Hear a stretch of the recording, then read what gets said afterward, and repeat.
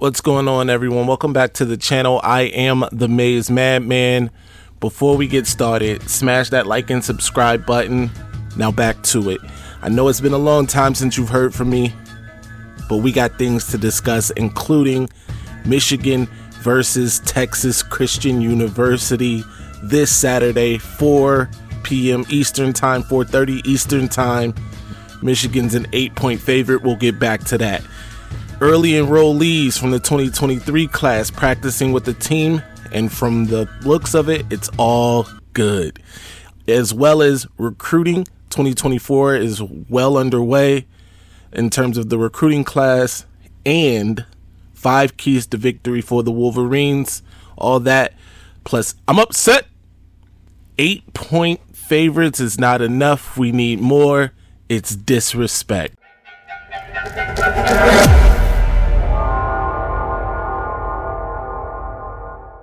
It's been a long time. I shouldn't have left you without some dope content to step to. And with that, on 2023 recruiting, and 2024 is off to a glowing start. Michigan is in the top 5 of 2024 linebacker Jeremiah Beasley, 4-star. Jeremiah Beasley, he talked about the Michigan offer and why they're in his top 5, and Michigan's success on the football field is right at the top of that, along with the family feel of Michigan, the coaching staff, the players, everybody. The culture is A1. Take that, Eric All.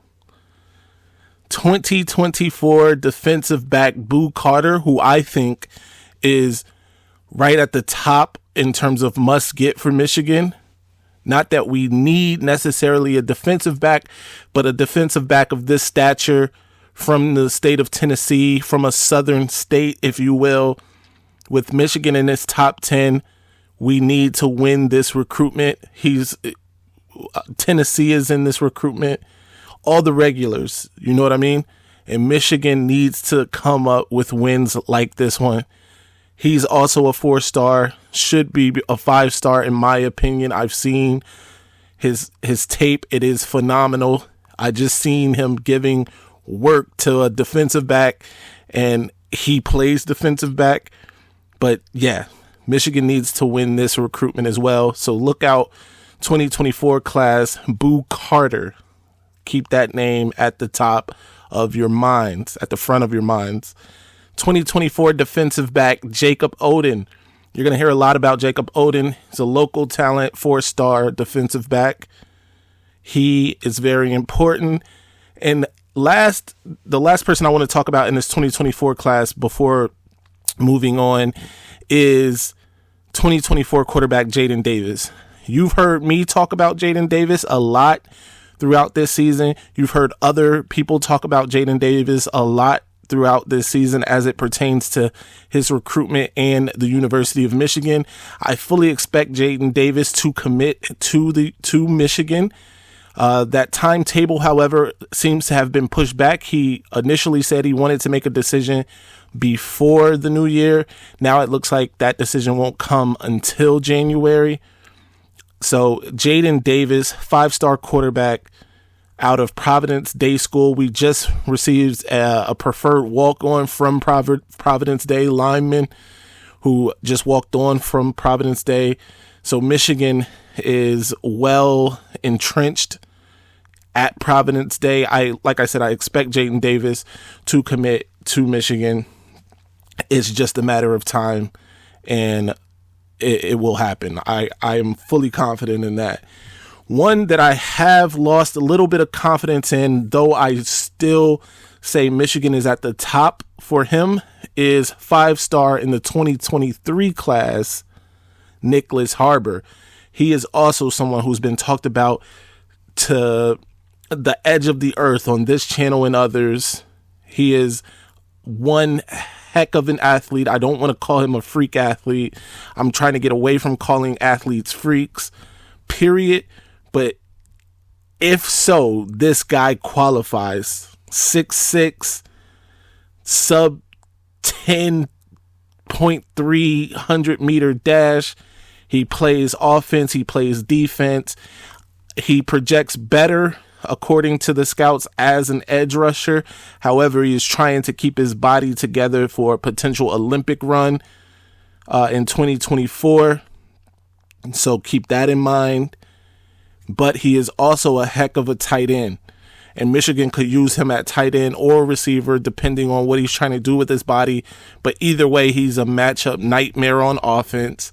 And also with his strength and speed, he is equally, maybe even more so, a matchup nightmare on defense. And he released a statement recently saying that they are close to making a decision. And hopefully that decision is Michigan. I feel like this is the last kind of piece to kind of seal the deal for Michigan in terms of being right back in the thick of things in terms of national recruiting. Not to say that they are far off now at all or even out of it in the national picture, but this type of win would definitely cinch that, if you will. And I think that Michigan needs it. Now let's move on. Let's talk about keys to victory in the Fiesta Bowl, Michigan versus Texas Christian University. That's how I'm going to refer to them moving forward until they deserve a TCU, and that would be in some massive upset of this year's national champion Michigan Wolverines, which it's not going to happen. But anyway, keys to victory for me, key number one, obviously Donovan Edwards in that run game. From all accounts of the practices, Donovan Edwards is wearing a slightly smaller cast, but still has a cast over the right hand. It doesn't matter. He performed excellent with it. So I expect him to perform similarly in the Fiesta Bowl. And that is key number one. Excuse me. Controlling both lines of scrimmage, key number two. Obviously, we have the Joe Moore award-winning offensive line. Last year, they also won that award, but were somewhat pushed around by that Georgia defense last year in that playoff game. This year, I do not expect that. I expect the Joe Moore award-winning offensive line to be the Joe Moore award-winning offensive line this time around in the Fiesta Bowl against Texas Christian, and they will prove that not only on the offensive line, but the defensive line as well. Mike Morris will be returning, and he is ready to go from all his quotes throughout the week. Maize Smith also made a statement about his gun debacle, which was really nothing, but, the haters made it into something. True freshman Mason Graham, who's been, like Coach Harbaugh said, a godsend, has dominated in his time.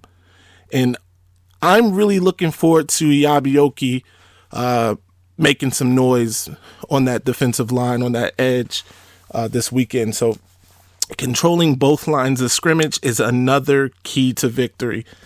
Key number three, don't give up big plays. Max Duggan is more than capable of creating with his feet. Max Duggan has proved with his 35 touchdown passes this year that he can get it done through the air, and only 4 interceptions. He doesn't make a lot of mistakes. Quentin Johnson is a man of a man at the receiver spot, about 6'4", 6'5", with 4.4 speed. So that is something to look out for. I'm sure Will Johnson will have some time with Quentin Johnson in terms of covering him, and that will be a key matchup. So not allowing the big play is going to be key for Michigan as well. Containing Max Duggan is key number 4. I kind of went over that in my last point, but Max Duggan, like I said, can create with his feet, and he is more than capable with his arm. So we need to make sure he doesn't break contain and create time to get the ball down the field to a la Quentin Johnson. And also, last key is for Michigan to take shots. Just like in that Ohio State game, when they present themselves, we need to take and make those shots. And that will be the key to Michigan coming out victorious. Finally, I want everybody to leave your predictions, your score predictions in the comment section. Let me know what you think the final score will be. My prediction for the final score, 38-17, Michigan, go blue. Make sure you hit that like and subscribe button. I will be live on Twitter Space. Actually, follow me at Maize Madman. I'll be live on Twitter Spaces tomorrow at, I believe, 11 a.m. Eastern time with the gentleman from Week 0 podcast.